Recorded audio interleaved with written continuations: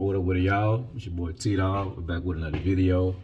It's been a little minute. Just been over here training and whatnot. Well, not really training per se, but yeah, this video I'm trying to talk to y'all about how it is in AIT at Fort Sill, at least how it is for me currently right now. Things may change as time goes on because, like they say, the Army always changing. So pretty much AIT here is laid back, like super laid back. Like when you get here, I explained in my other video that like because of COVID, a lot of people when they graduated, they didn't get to have family day and everything. So what they do here is when you get here, you're going to get a phase 5 plus pass for the weekend, and that's pretty much how they make it up to you and everything. So you get to wear your civilians and everything. You won't have your vehicle up here with you, but when you're phase 5 plus, you get to drive your vehicle and everything. You can only ride in vehicles with other trainees while you're phase 5 plus. You know, you go to the PX, order food and all the other type of stuff. But pretty much we wake up and we do formation in the morning, like around 5:50, salute and everything, and then we do PT. Monday, Wednesday, and Friday is our typically our running days, if nothing really changes. Tuesdays and Thursdays are upper body days. We work on upper body. After PT, we come back, you get dressed, and we go to chow. We lead the defect, and then we head to class. And pretty much what we are doing right now, like, well, when you first start, you are working on a computer, you're learning basic electronics, essentially. And right now they're kind of moving us kind of fast because we have a lot of people coming in, like every other week. I've only been here like 3 weeks so far. When I came in, had another group of people. I came in by myself since I was pretty much across the tracks during basic.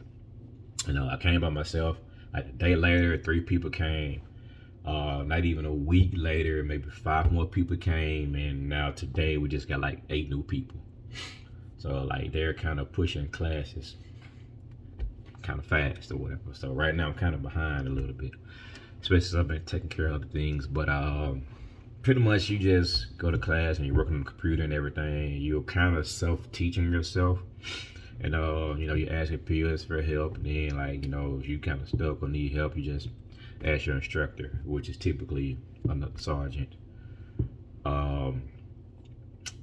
You're gonna be there for like 8 hours on the computer and everything. You're gonna be working on circuits and all that type of stuff, multimeters, all that other type of stuff, just basic electronics before you actually get to work on the radars. Now, I want to say the majority of our MOS is classified, and that's why you don't really see too much on the internet about 94 mics.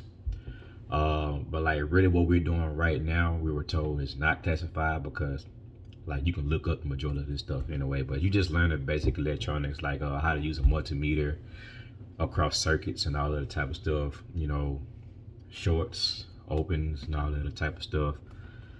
And pretty much how to fix it. And you're gonna be doing a lot of math. When I say a lot of math, you're gonna be doing a lot of math. So right now, pretty much, it's a lot of freaking math. And I can only do math for so much before I start to get burnt out. I ain't gonna lie to you, man. Like, stuff's starting to get a little bit stressful to me. But like, again, like when you get here, since our MOS, it's longer than 20 weeks. You know, we can get our dependents moved up here. You can get your vehicle sent up here. You know, the Army will pay for that first move here. But I think once you PCS, you have to pay out of pocket. So you really got to choose on if you want the Army to pay for your family to move here, or wait till you PCS to have them to pay for it then. I'm about to get my wife moved up here, and I'm trying to decide if I want to move both of my cars up here or pick which one I want to do right now. I got the 86 Camaro moved down to my father-in-law's, and either he or my wife's stepdad is supposed to try to figure out what the power issue is, and then get running and everything, and then I might pick the 86 or the 18 Camaro to come up here. I'm not sure which one. I might bring both. I don't know. Or I might just wait till I PCS and just have one moved up here. But pretty much you come in phase 4, you get the pass for the weekend, and like every weekend you get to earn the phase 5 privilege pass or whatever, which pretty much all you can do, go to the PX commissary right down the street, order food and everything.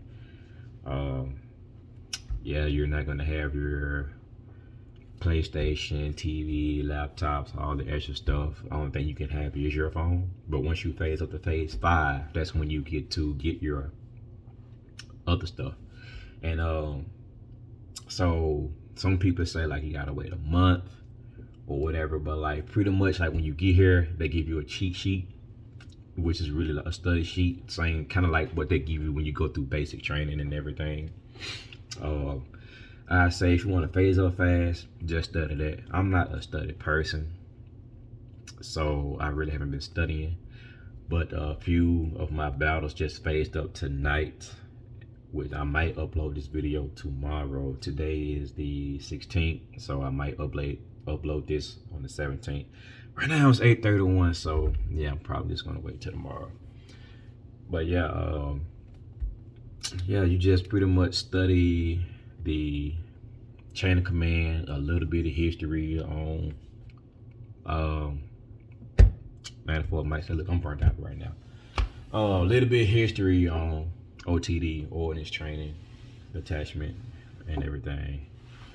And this, as long as you study, I want to say as soon as you get everything memorized, you can take that test. You know, you talk to the drill sergeant, and they'll, you know, prep you for taking the test, and you take the test and you phase up.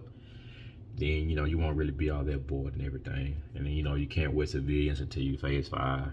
And then you get phase 5 plus, which is pretty much you're gonna do another phase up test, just like the phase 5, but I think it's a little different. And I'm not sure if this is the only place that does the phase 5 plus, but there's a reason why. And I can't really speak on it or nothing like that. But yeah, like, you know, your first 3 phases when you go through BCT, and when you get here, you're automatically phase 4. Then you have to get phase 5. But personally, I think that when you get here, maybe like 2 weeks, long as you're on your stuff, they should automatically get you up to phase 5. And then, like, if you mess up, then that's when they phase you down and everything. You know, I kind of dislike having to earn your privileges and everything. You know, you get used to this life before you come to the army, then they, you know, reshape you into a soldier, but then at the same time you have to like earn those, you know, privileges, you know, earn your civilian parts of your civilian life back as, you know, you move on. That's kind of like really the only thing I dislike about, you know, when you're in the army. You know, a fresh soldier, pretty much, you know, you have to earn a lot of your rights back, you know, as far as, you know, basic civilian life and everything. But I mean, like, it's pretty much laid back. You know, when we get back from class and everything, you know, phase 4, it's got to do cleaning around the barracks and everything. It's not really that bad. You know, like sweep, mop, or, you know, wipe stuff down, and then, you know, go back to the room, find a formation, that's it. But I mean, it's kind of really easy. You just gotta try to stay awake while you're in class and everything on the computer, because you're gonna be sitting in front of the computer at least 6 hours out of the day. You get to take breaks. You get to take breaks in between. As far as I know, Fort Sill and maybe Fort Lee, Virginia, may be the only 2 94 mic AIT stations. I'm not sure, because Fort Lee is the, you know, main brigade for OTD, and here at Fort Sill it falls under the 428th brigade, but Fort Lee is 79th, I believe, or 74th. Yeah, I gotta do some studying. I just looked at that cheat sheet. But yeah, hopefully it's kind of like shed a little bit of light on how 94 Mike is. I can't really talk about working on the radars. I've kind of seen how we're going to be working on it and everything. You know, I can't really talk about the radars and all that type of stuff because I know that stuff is classified. But yeah, it's pretty much you're going to be working on computers, and it's going to be maybe 2 months. You're going to be on computers before you actually get to touch the radars. They're going to teach you how to solder and, you know, all that type of stuff. But it's real laid back here over here. I think 94 mics, we have like the chillest AIT, pretty much, because it's so dang on long. It's like 9 months, so they kind of give you a little bit of freedom. But that's all I got for right now. If I do get my car sent up here soon, I'm definitely gonna be updating this channel like I should have been. But for right now, it's gonna kind of be a mix of cars and the military. But as soon as I get my cars up here, I'm gonna be focusing on my cars. But I'm still gonna be posting stuff about the military, maybe. I might do some jokes and stuff here and there, with my battles and everything. Just try to spice it up. And as I get more information, that I could possibly give to y'all, shed light, because when you look up 94 Mike, you're not gonna see much about it on the internet. Google, YouTube, none of that. Like, you search it up on YouTube, it's only probably gonna give you like a brief video on it, like maybe 1 or 2 minute video on it. And it's not really gonna explain how it is or what you're gonna be doing. But I know they said that the actual job itself is supposed to be laid back, but that's all I got.